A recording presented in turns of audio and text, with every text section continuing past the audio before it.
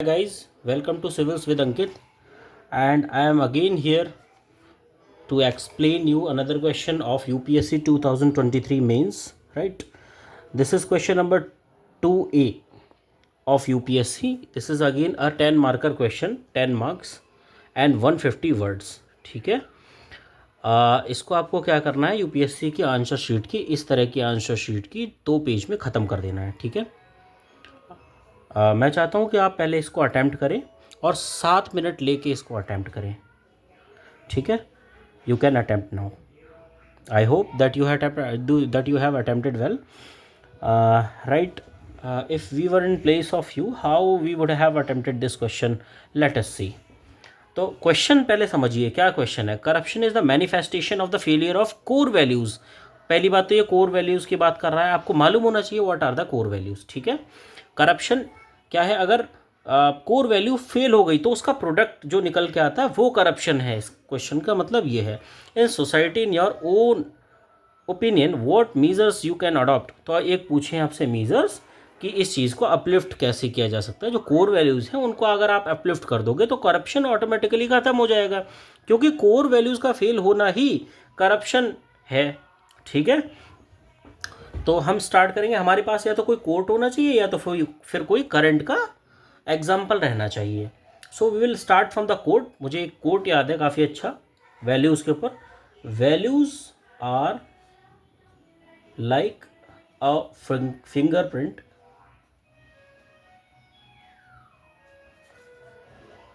nobody are the same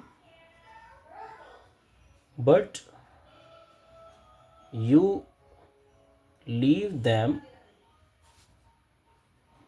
all over everything you do। और ये statement है Elvis Presley का। एल्विस प्रेस्ले का एक स्टेटमेंट है कि सभी लोग एक समान नहीं होते, ठीक है, लेकिन जो आप करते हो उसका इंप्रेशन ज़रूर दूसरे पे जाता है। और इन्हीं कोर वैल्यूज़ का फेल होना ही दर्शाता है कि सोसाइटी में फर्दर करप्शन होगा। तो हम आगे लिखेंगे करप्शन। आपको एक चीज़ मालूम है कि करप्शन इंडेक्स कौन निकालता है। करप्शन इंडेक्स आप चाहे तो कमेंट में दे सकते हैं आंसर, लेकिन मैं आपको बता देता हूँ कि करप्शन इंडेक्स निकालता है ट्रांसपेरेंसी इंटरनेशनल, ठीक है। सो फर्दर इसी क्वेश्चन पे आते हैं। Corruption reflects the erosion of core values such as, क्या होती हैं core values, such as integrity, accountability, ठीक है, एम्पैथी, etc। आप चाहे तो वो सोहेल्स वाली भी वैल्यू लिख सकते हैं जो मैंने आपको पब्लिक सर्वेंट के लिए लिखाई थी, सेल्फलेस, ऑब्जेक्टिविटी, ऑनेस्टी, ठीक है, इस तरह की वैल्यू भी लिख सकते हैं। Let us move further. When society glorify the wealth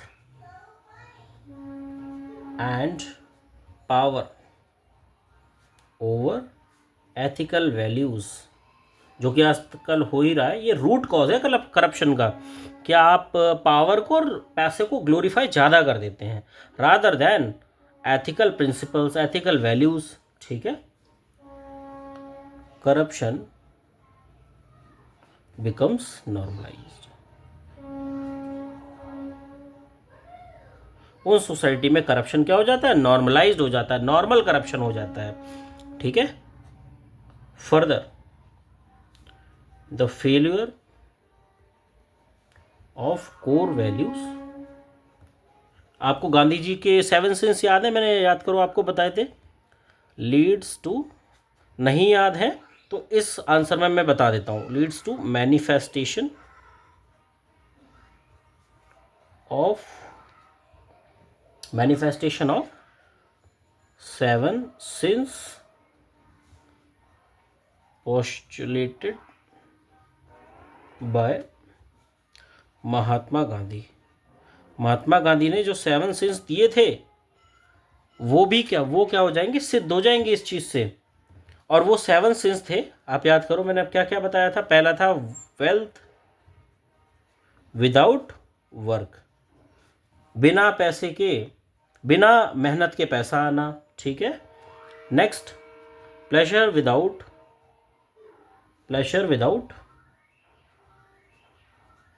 consciousness, आपको आनंद मिल रहा है बट आप में कॉन्शियसनेस ही नहीं है। Knowledge without character, without character के आपके पास में नॉलेज है, क्या फ़ायदा उसका। कॉमर्स विदाउट मोरालिटी, ये तो मैंने बहुत बार यूज़ भी किया, कॉमर्स विदाउट मोरालिटी। इसके साथ में क्या करता हूँ, science without humanity, right. Then religion without sacrifices, जिस रिलीजन में सेक्रीफाइस नहीं है वो रिलीजन क्या ही रिलीजन है। और पॉलिटिक्स विदाउट प्रिंसिपल, अगर आप विदाउट प्रिंसिपल, जो कि मैं ज़्यादा नहीं बोलूँगा, पॉलिटिक्स विदाउट प्रिंसिपल अगर आप कर रहे हो तो it will automatically leads to corruption, will leads to crisis of core values and corruption at different level. देख रहे हैं, गांधी जी के 7 सिन जब ऑलरेडी ब्रीच हो जाएंगे, ठीक है, जब ये 7 सिन होने लगेंगे तो सोसाइटी में जो करप्शन है वो डिफरेंट लेवल पे ऑटोमेटिकली एम्बेड होने लगेगा, वहाँ से एमर्ज होने लगेगा corruption.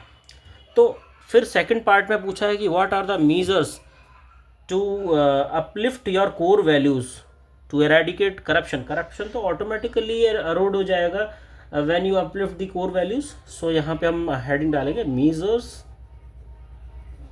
To uplift the core values, ठीक है। कोर वैल्यूज को कैसे अपलिफ्ट करना है, first of all right from the beginning हम क्या करेंगे, पहला सॉल्यूशन दे रहे हैं वैल्यू बेस्ड एजुकेशन। ये सारे PYQ आ चुके हैं, वैल्यू बेस्ड एजुकेशन पे PYQ आ चुका है, ठीक है। राइट, उन्हीं का हम यूज़ कर रहे हैं, देखो, राइट फ्रॉम यंग एज से ही उन्हें कौन सी एजुकेशन मिलनी चाहिए, वैल्यू बेस्ड एजुकेशन मिलनी चाहिए, जिसमें उन्हें स्टार्टिंग से ही बताया जाए what is selflessness, what is objectivity, what is honesty, what is probity. ये सब चीज़ों के बारे में स्टार्टिंग बिगनिंग से पता होना चाहिए बच्चे को। नेक्स्ट, रोल ऑफ फैमिली, इस पे भी कोई PYQ आ चुका है, मैंने आपको कराया भी है। Role of family and society, क्या था role of family and society, parents and elder must inculcate honesty, compassion and the civic responsibility through their personal experience in children, right। तो ये सारी चीज़ें आनी चाहिए, बच्चे में डालनी चाहिए ये चीज़। तो ये role of family and society का एक बहुत इंपॉर्टेंट, फैमिली एंड सोसाइटी का बहुत इंपॉर्टेंट रोल है इस चीज़ में। नेक्स्ट, आप सोल्यूशन दे सकते हैं कि encourage leaders to persuade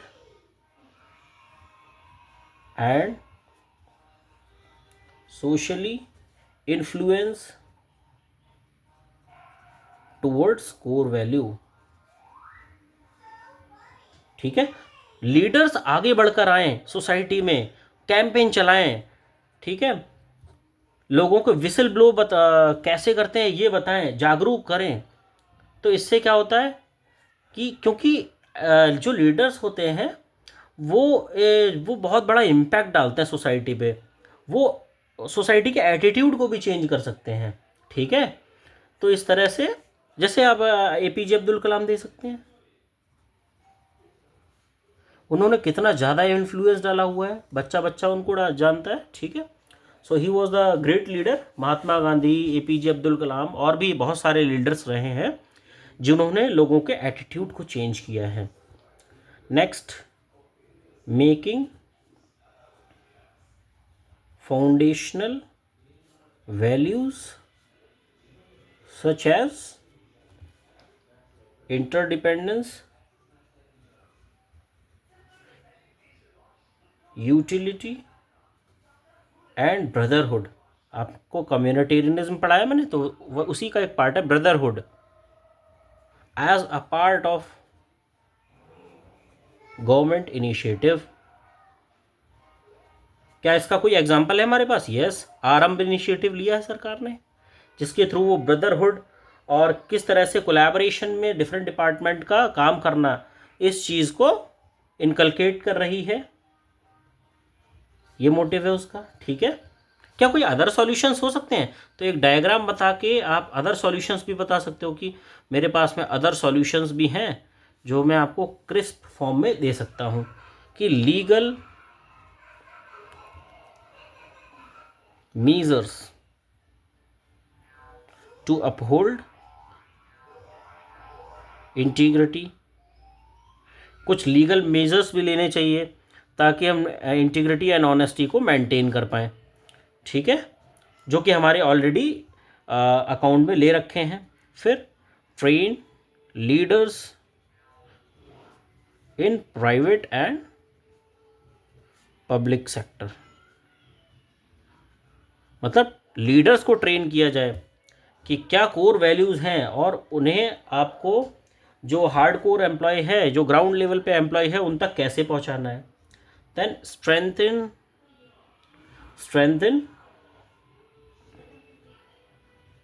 the accountability models.